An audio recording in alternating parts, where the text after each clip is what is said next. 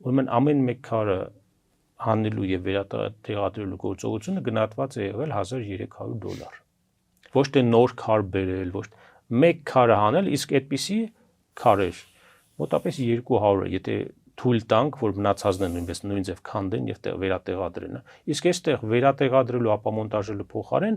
բնօրինակ հուշարձանը հենց այդ քարերով որպես հանրապետական նշանակության հուշարձան գրանցված հուշարձանը ջախջախել են 1/3-ով այսօր հուշարձանը աղճատված եւ խեղված է։ Դա իհարկե կերակրեն իրենց սատարողներին, որ դա վերանորոգում էր, փայլուն աշխատանք է արվել եւ այլ։ Ինչու Ժաննա Անդրեասյանը սկսեց ամեն շաբաթ բարձրանալ Ցիցեռնակաբեր։ Կյանքում մեկ անձ, որը Եղեռնի հիշողության դեմ էր, հիշում եք իր տեսագրությունները։ Կա չէ տեսագրությունը, որ իր երեխան վատ ազգաց է, ինքը վատ ազգաց է, ուսուցիչը խոսել է Արարատի մասին եւ այլ։ Շաբաթը մեկ բարձրանում է Ժաննա Անդրեասյանը Ցիցեռնակաբեր։ Ուրեմն խնդիր կա, չէ՞։ Խնդիրները ասեցին, որ չի կարելի մեկ տենդերով տալ շինընկերության, որը փորձառություն չունի հուշարձան, այն էլ հանրապետական նշանակության հուշարձան վերանորոգելու։ Հարցը ինչ որ մենք դեմ ենք եղել։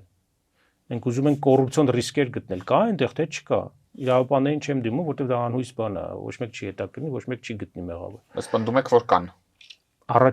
Առաջի կոպտագույն սխալը, որը քրորեն պատժելի է, հուշարձանը սկսել են անօրինակ բանվորական ուժով ջախջախել չհաստատված նախագծով։ Այսինքն որևէ մեկը դեռ ստորագրություն չի դրել շինարական աշխատանքները սկսելուց առաջ։